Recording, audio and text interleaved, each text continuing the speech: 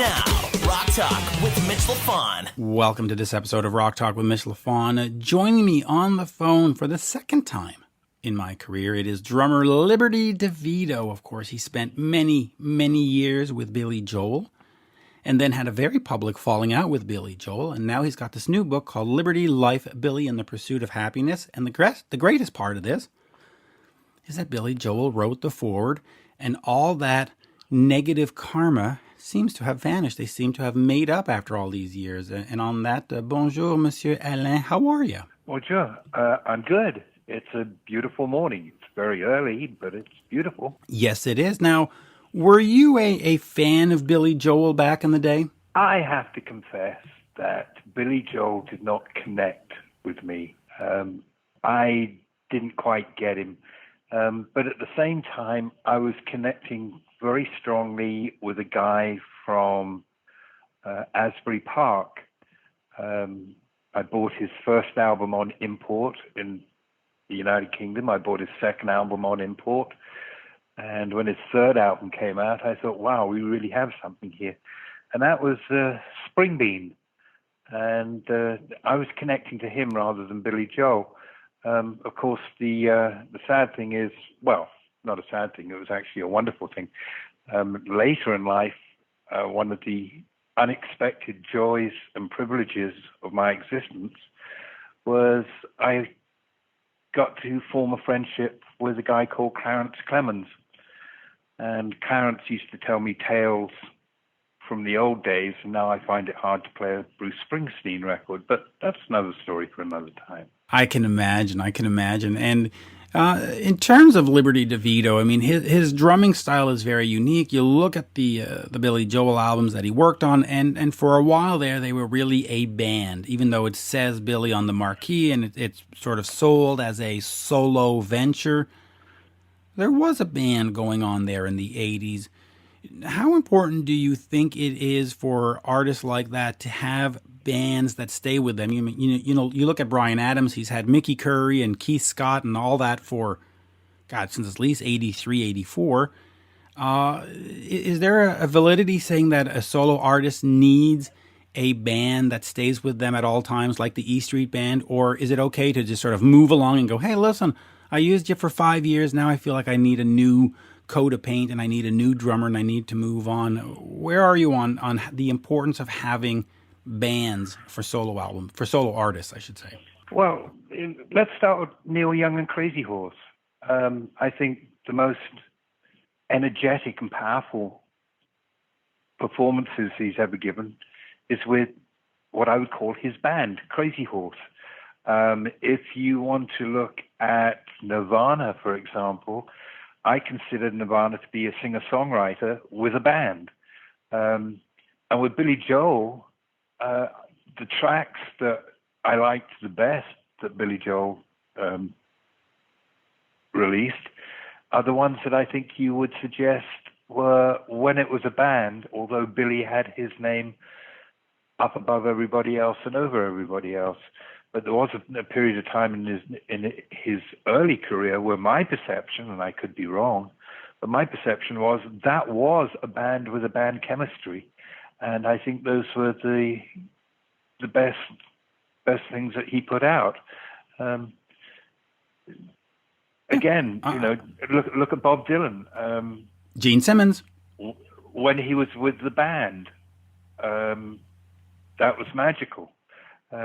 You get chemistry in a band, you have a much greater power and a much greater energy emanating from it. And just we're talking with a very broad brush here, but there's that propensity that when somebody goes quote unquote solo or is a solo artist, there's a slight tendency or propensity to overreach and maybe stamp the music excessively with one person's persona and disposition, whereas a band that cooks together is really magical. I mean, right. The best of Guns N' Roses was when they were a band. Absolutely. And we spoke about Martin Birch, the producer, passing away earlier this week, and when he was dealing with Whitesnake, for example, they were Bernie Marsden, they were Mel Galley, they were Mickey Moody. They were a band during Trouble and during Live at Hammersmith and Ready and Willing and Saints and Sinners, et cetera, et cetera, et cetera. And then, of course, David went off. And now in 2020, you say, well, Whitesnake is David Coverdale. It is a solo project and always has been. But if you actually stop and look at it for a period of, 78 to 84, give or take a year, when they were there with Martin Birch and Bernie Marsden, it was a band. And the sound and the vision was very different. Yeah, we toured Great White with Whitesnake in the winter of 1984 in the United Kingdom. Boy, what a pleasure that is. Touring England in the winter. Oh, my God. Cold weather. It's better than Alberta. Women and cold weather, cold women, and warm beer. Yahoo!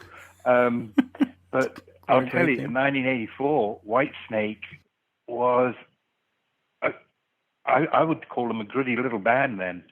And John Lord was in there as well. But that definitely had a feel of a band that had been playing together for a long time. Oh, absolutely. And a great drummer. They had Cozy Powell playing drums, and Cozy was a bit of a player, I've heard that he was able to turn a good. Do we call it drum riffs? No, are they riffs or are they beats? Drum beats, drum, whatever passages, fills. It's the energy, it's the drive, it's the swing, it's the push. Yeah, Cozy had all that. And can you imagine that on Cinderella's Long Cold Winter, a lot of that was recorded by Cozy Powell? I did not know that. Yes. Here are the two truths about some of these hair bands. No wonder those tracks felt good. Yeah. Listen, two of the greatest secrets in rock are that Hugh McDonald played bass on pretty much every Bon Jovi album from the very first one. He plays bass on Runaway, and Fred Coury doesn't play on Cinderella albums. He was the live drummer. It was, speaking of Billy Joel, his current drummer, Chuck Berge, I believe, played on some of the early Cinderella stuff. It's amazing. Do you know what's ironic about that? No? Go ahead. Do you know what Chicken Curry, as we used to call him, because he came and played out with G&R when we needed a replacement drummer because of, some silliness. But Chicken Curry, after being in Cinderella, moved to Nashville. And do you know what he was doing in Nashville?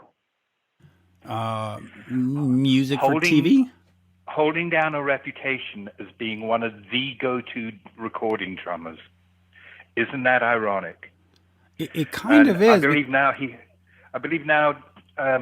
good old Chicken Curry does a lot of music for TV and films and is doing very well. Yes, out in L.A. But good old Chicken Curry. I really liked his personality and his energy. He was somebody I would take out for a lunch on my own with him because he was good company. He was fun kid. Fred is absolutely fun, and I'll tell you one thing. There was a time back in the 90s, I guess it was, 96, 90. I'm trying to think when it was. Anyway, I was out in L.A., Los Angeles, and there was a Hard Rock Cafe, and I did the very touristy thing, and I said, I'm going to go eat at the Hard Rock Cafe because, that's what tourists do. And literally the table over was Fred Coury and his parents. And I sat... Who? And his parents. So it was mom and dad. Yeah. So I sat there and I just went, and finally I just said, you know what? I'm going to go say hello. And so I went over to Fred and I said, listen, I'm never going to meet you ever again in my life because, I'm just Mitch and you're the guy in Cinderella. But you're coming to Montreal in a couple of weeks or in a couple of months, and I'm very much looking forward to it. I have my tickets, and thank you very much, and I can't wait. And he said, well, give me your name. And I said, okay, I'll give you my name. So I gave him my name. he said, "Oh, when you get to the forum, you go to the box office and there'll be something waiting for you." And I went, "Okay, sure, whatever, but thank you." And of course, this was way before cell phones, so there's no pictures, there's no nothing. Anyway, I get to the Montreal Forum, and I have my tickets, and I go in, and I see the box office out off to the right, and I went, "Oh, you know what? I'll go stand in line. Let's see." So I go to the box office, and I said, "Hey, blah blah blah. Do you have anything for Mitch Lafon?" And they went, "Yeah, we have a package, an envelope." And I went, "Really?" So he gives me the envelope, and in the envelope, there's tickets, better than the seats I had, and after show passes. And I was like, motherfucker. Like 3-4 months later, he remembered. He took my name. He kept it.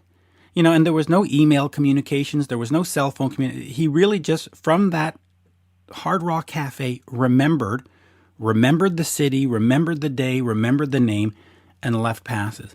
Like, who does that? I mean, Chicken curry would, because he's got a good energy about him. He's a good soul. Absolutely, I really like Chicken.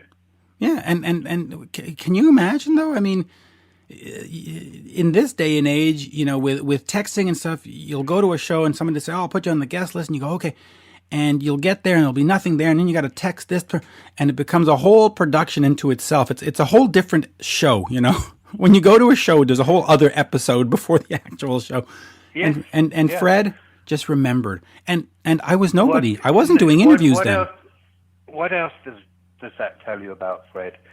Fred respects and understands the excitement that people can get about going to a show. I mean, there was, when GNR played the Budokan in Japan the first time, somebody in production came and said, "We have a bit of a problem at one of these doors." And I said, "Okay, what's going on?" And I went over to this door, and there were about 5 or 6 U.S. sailors begging to get in. And they were sailors, and all that means, and what they contribute to our lives in that they're a defense. I'm not out there with a goddamn rifle. They're out there flying planes off aircraft carriers. So I snuck them in. I said, "Come on, guys, come on," and snuck them in, and they were just so over the moon and so excited, and that's what it's all about. And one little thing, one of them gave me his cap with the ship on the brim. I still have that cap. See, so All those years. Yeah. There is still good in life, even if anyway, good on them, good on Fred, and another tribute to Martin Birch, and of course Liberty DeVitto. His new book, Liberty, Life, Billy, and the Pursuit of Happiness, is out September 7th, 2020. And as we say in Montreal, well, actually, I don't know why I'm introducing the show. I should be getting on to Liberty. Here is the one and only Liberty DeVitto. We are speaking with drummer Liberty DeVitto. The new book, Liberty, Life, Billy, and the Pursuit of Happiness, out in July. As we say in Montreal, Liberty, bonjour. How are you? Bonjour to you. I'm well. Montreal. Oh, I love Montreal. What a beautiful city. It is a fantastic city, and I know you've played here many times with Billy, and I think you've done the Jazz Fest as well, if I'm not mistaken. But just a great place to be. Yes. Let us talk about this book. And the last time we spoke, you had done that documentary, Hired Gun. We were talking Slim Kings. Talk to me about this motivation to get your life story and the story of recording with Billy down in a book. Was it cathartic, to say the least? Well, I was writing the book for like 15 years, ever since the breakup of Billy. And, you write a page or two and then you put it away and say, this is a waste of time. But over the years, I accumulated a lot of writing. And I went back because a friend of mine, Simon, he said, I think you've got something here. You just got to reread it. And because I'm older now and you see things differently, with the passing of time, you change. Your whole attitude changes. And there was a lot of things in there that I guess I said in Hired Gun, but rekindling the friendship with Billy has changed a whole lot of stuff. So I rewrote a lot of things and made it, how I saw it and how Billy kind of saw what he was doing. I kind of looked at it from that point of view. Like when I got cut off, why did he do it? And I understood more of why he did things that he did. His name was on the marquee, not mine. Well, okay, so let's explore a little bit of that, because when we spoke last, there was a bitterness, there was an anger. You hadn't spoken to him in a while. We talked about Chuck Berge, and you were sort of upset with him. When you go back and you re-examine this now that you've made up, how does it just feel like a weight's been lifted off your shoulders, that now you can sort of get the anger out and just get back to enjoying life? It has definitely. There's a lot of things have happened since Hired Gun. And, one of them was reuniting with Richie Cannata and Russell Javers and playing those songs again. We go out as the Lords of 52nd Street and we play all the songs that we recorded with Billy. And, I got to look at them all over again. And I felt the enjoyment that I had felt when I played with Billy. And I thought, like, why am I so upset about this? We're getting old. We're losing friends all around us. This has got to stop. A friend of mine, she said, it's great that you guys are friends again, because it would have been sad to think that the music that we loved all our lives, ended the way it ended. But now it's a good thing. It really is. All right, so we'll explore that down the street here. But just real quick, when you look back on these albums that you've made with Billy, we know one thing is that you had Phil Ramone as the producer for, well, I guess it was a good 15 years, about 7, 8, 9 albums. Talk to me about what Phil meant to you and meant to the sound and meant to Billy as an artist. Well, Phil Ramone, he was the member of the band that was behind the glass. He had the same sense of humor that we had. He was older than we were and much wiser in the music business, and we called him Uncle Phil. He taught us how to play in the studio. He taught me that people want to hear 2 and 4. They need to be able to dance. He really took Billy and he honed his songs. He would change parts around in Billy's songs. He was a very, very strong part of the whole production. He really was. When we get over to Stormfront and Mick Jones, how was that for you in terms of, first of all, accepting a new producer, but also having a guy who's in Foreigner, who's in another band, who in a sense is competing for the sort of same Billboard chart and the same concert, take?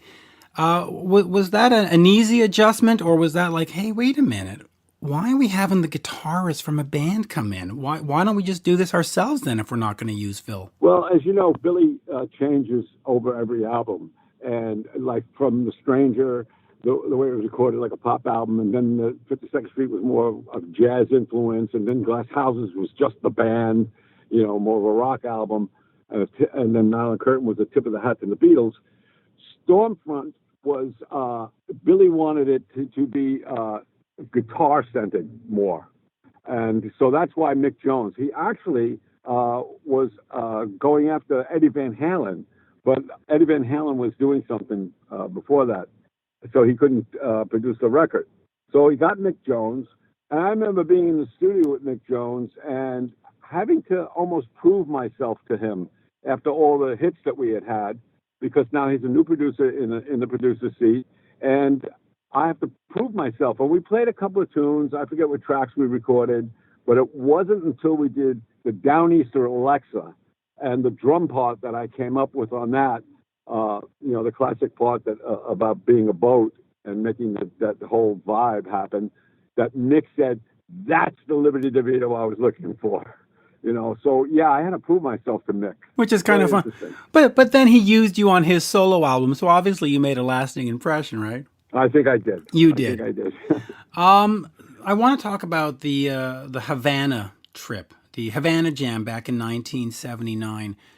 Obviously, as an American, you weren't allowed to go. As a Canadian, we were allowed. I've actually vacationed there twice in my life. But what was that like for you? Because it wasn't just a gig. It was a political statement. It was a political show. There was a whole like, oh, the Americans are coming.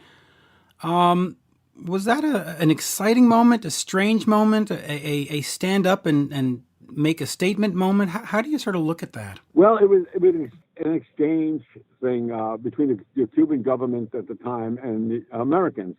And so 150 people went. I mean, we went, Stephen Stills went, Stan Getz was there, Weather Report, a whole bunch of different bands. It was 5 nights at the Karl Marx Theater. And it was very exciting. I mean, we were watched. There was guys with rifles sitting on the beach watching what we did. We weren't allowed to talk to the kids or anything like that.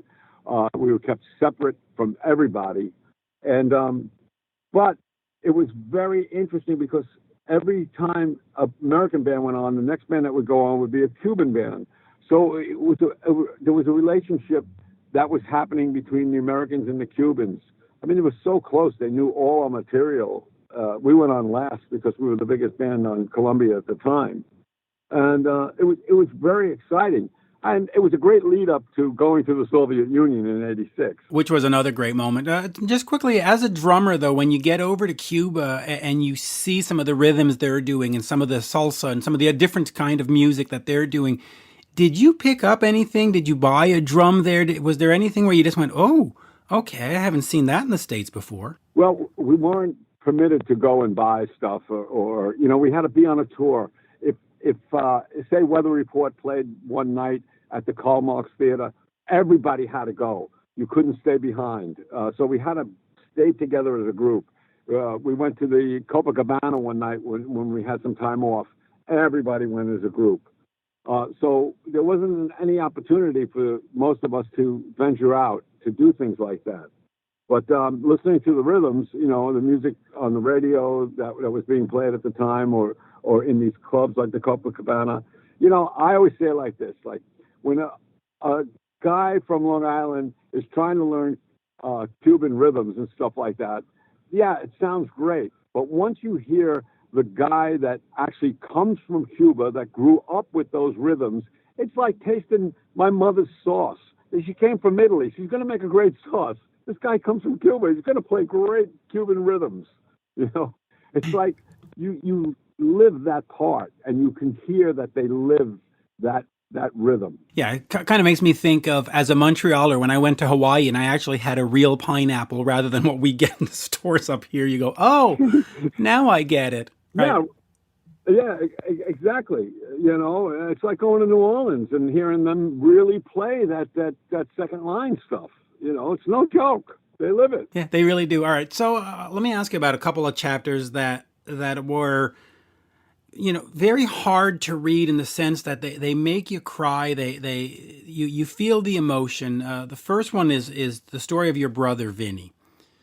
I was reading that and I'm going, wow, that, as a reader, it affected me.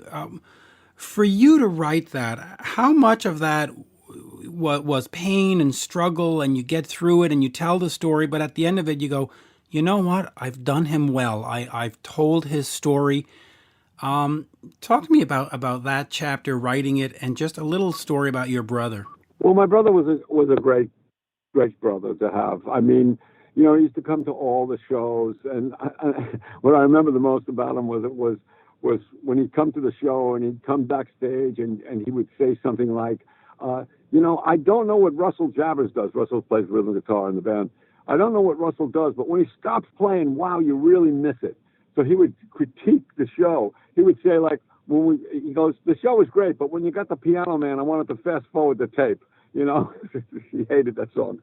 But I really wanted to tell his story because he really didn't live long enough to really have some kind of story, except that he found himself after all those years of abuse, and then had a family, and then this tragic, the AIDS hit him, and it was tragic, So I tried to see it through those eyes, and my parents, how they suffered. It's like nobody should lose a child. No, you really shouldn't. And then the other one that really struck me was the story of Doug Steigmeyer. Yeah. I mean, just an awful ending. Talk to me about that and getting that call or that moment where you hear, hey, Doug's no longer with us. Boy, was that one sort of rough to write as well? Yeah, that was really hard. When I found the relationship between him and his dog, I could see, I knew the love that he had for his dog Mordecai, and I could see this man that was really a loner, but was capable of loving. I mean, he loved the guys in the band. He loved playing with Billy. And when that was all taken away, and the dog had died, and he tried to come out of the hole that he was in, I just don't think that there was enough love around him at the time. That's why we say we all could have done more for Doug, and it was a shame that we let him slip away. It truly was, and as you point out in the book, part of it was being fired from the band. It was just sort of hard to come over. But I want to also focus on you, because you have a chapter at the end there called "Rebuilding Liberty." So Yeah. You're fired from the band.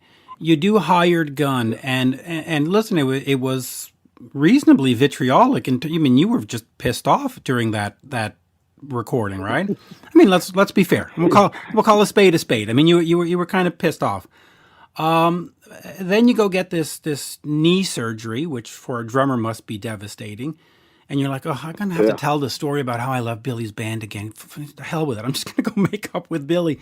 But talk to me about rebuilding Liberty and sort of getting back to being that guy from the 80s that everybody looked up to, that guy that was in Billy's band, the guy, because you sort of did have to do a rebuild. Well, it's funny when people used to go, when fans would go see the show. Now they would write me and they go, Chuck is good, but he's no lib. I used to always be like, you have to say he's good. Why can't you say he's no lib? That's it. That was the anger part of me. But now that after suffering with the leg and thinking like, oh my gosh, it's over. It's totally over. I had to rethink everything. And one of the things I had to rethink was, am I still angry at Billy? And I wasn't anymore, because I realized that anything you do in life, you really have to sit back and think, like, some of it was probably my fault, and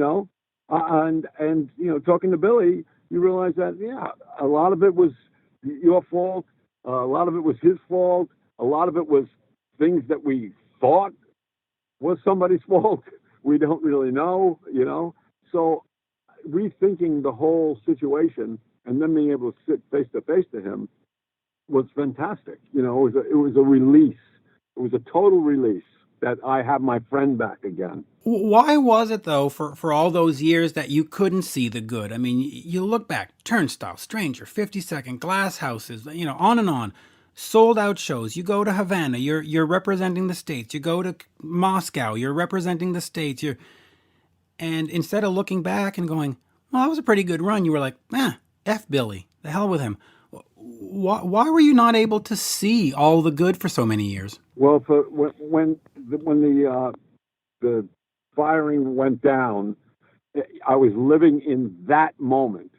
I mean, it was hard to listen to the songs on the radio. When the Lords of 52nd Street were inducted into the Long Island Music Hall of Fame, in the beginning, I opted not to go. I'm not going. I just don't want to deal with it. A friend of mine who worked for a drum company, he said, are you ready to go back there again? Like to revisit those songs and all that stuff? And I was like, I don't think so. I just don't think so. I wasn't ready yet until this knee surgery kind of had me laid up and like, okay, my life is going to be over being the drummer, not just the drummer in Billy Joel's band. I have to get out of this hole. when you're in the hole, you can see the light at the end of the tunnel, but you don't know what's on the outside of it. You're still trying to get to the light, you know? Once I found that light, then it was like beautiful. I realized that I have great fans, great people around me, my wife, my children, and it's just a beautiful thing. And why don't I have Billy anymore? I've been with Billy longer than anything else besides my parents were my parents. Billy was the longest. And a very great relationship, in terms of musical output. It was certainly something to be jealous of. Slim King's Lord of 52nd Street. Talk to me about playing in those bands and, in a sense, having to go back to old school and being in the clubs and probably bringing in your own drums and probably, and doing your own sound checks. What was that like? Was that humbling in a sense, or was that like, no, I just got to do what I got to do. Enough was enough. How do you sort of look at those gigs? Well, it's funny because they say never forget where you came from. And that's what actually happened, because at the same time as the Billy thing fell through, I got divorced from my second wife. And, you lose a lot of money when you get divorced. And so I had to dig myself out of that hole too. But I never forgot where I came from, coming from the clubs and not having money. And I had to reinvent myself too, with the reputation that I had from Billy, but still trying to stay humble as the person that I was in high school and coming up through the ranks with Billy.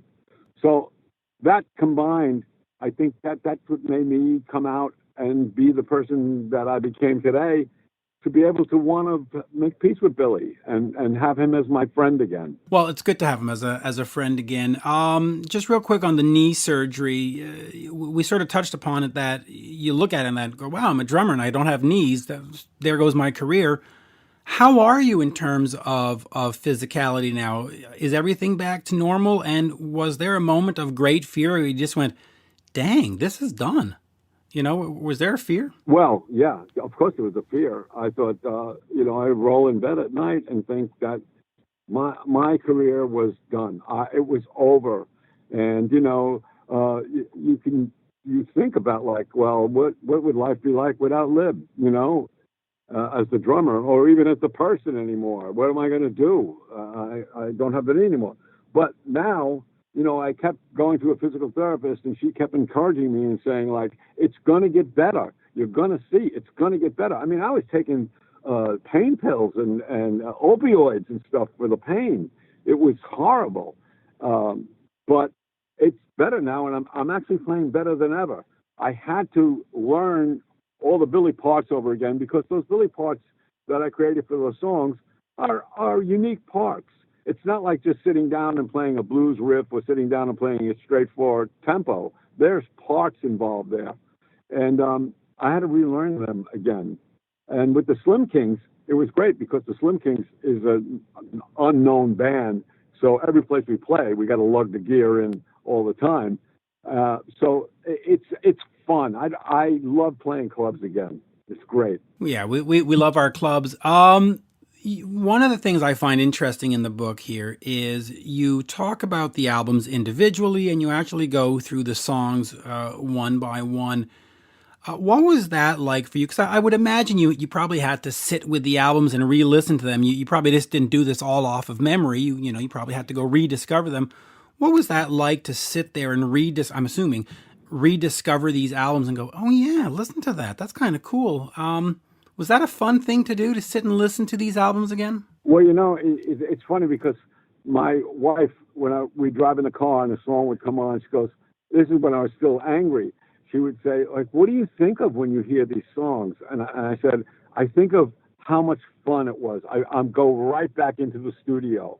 And yeah, it's true. I went to Sicily to visit my family over there. And on the flight back, I listened to every song that we did. And like when you get up to Until the Night and stuff like that, you think like, wow, we were really good. That was really good, because I never really listened to the records after we were done with them. You get done with the record and you move on, But listening back now and hearing people like, we have this great singer that does the Billy part. His name is Dave Clark. Wonderful singer, great piano player, and he talks about those songs like, when I hear him talk about them, I'm like, holy cow, man! I guess they're pretty good, you know. So yeah, to listen to them again really brought a new light to them. Did you do the typical sort of creative mind thing and listen to them and go, oh, I should have done that fill there instead? Like, do you start like rethinking them, or you just take them for what they are? No, well, first thing, everything I play is great. No, I'm only kidding. That's right. That's why you're being copied these days. That's right. No.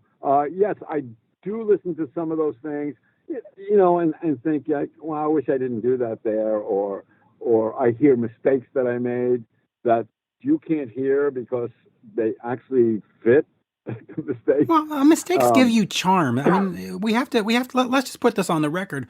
We're in a Pro Tools environment where everything is sterilized. The great thing about the 70s, whether it's Billy Joel or Black Sabbath or Cheap Trick, were the mistakes, because they gave them charm. Yeah, mistakes were big. We were taught when we were with Phil, if you make a mistake, play it really loud, because it might be the greatest thing you play all day. Well, that's exactly it. Let me just get back to Billy Joel for a second in terms of writing the forward. So, okay, we know you're angry at each other for X amount of years. You have this breakfast. He leaves on his motorbike. But then you get him to write the forward. How endearing was that to you, and how important was that? I mean, to have breakfast and, you know, hug and say, hey, we're sorry, that's one thing. But then for him to say, all right, you know what? I'm so over this nonsense. I'm actually going to write this forward for you. How important was that? It showed me, as much as I wanted him back as my friend, and I wanted him in life, I think he wanted me back as his friend and to be in his life too. And what he wrote was so fantastic that I teared when I read it. And I called my wife in the room, and I said to her, you've got to read this. I cannot believe that he wrote this. This is so great. You know, I mean, it was very special. It was a special moment reading that. It really was. And so now that this fight is over, I have two questions on that. And I know we have to wrap up in a second, but first, how bad do you feel now about the Hired Gun movie? Do you sort of wish that would just sort of disappear, or it's like, no, it's what I felt at the time, so be it.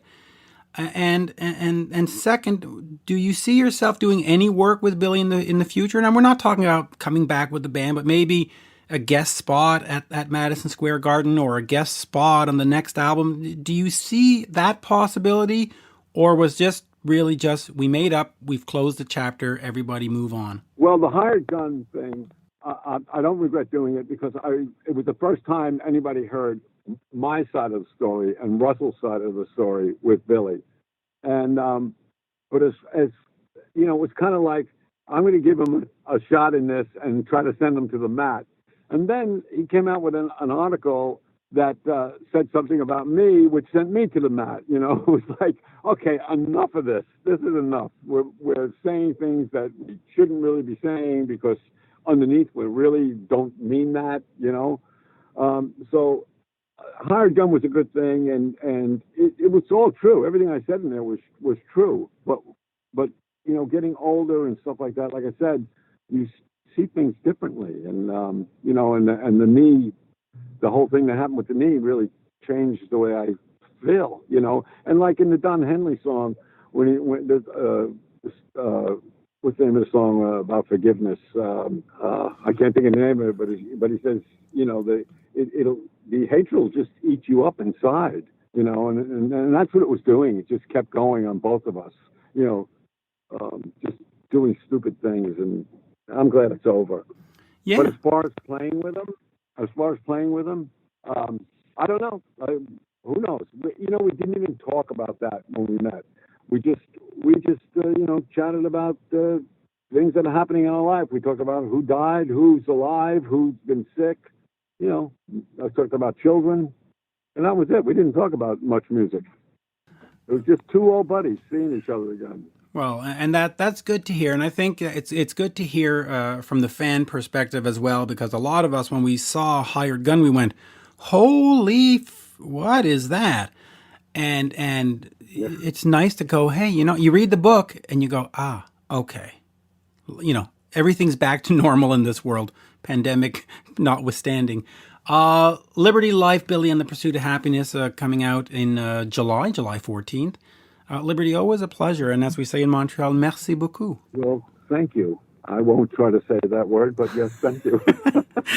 Merci, yeah, you can do. Anyway, thank you, Liberty, and whenever the Lords of 52nd Street or Slim Kings have something, let's do another one. It's a great pleasure. Cheers. Amen. Bye-bye now.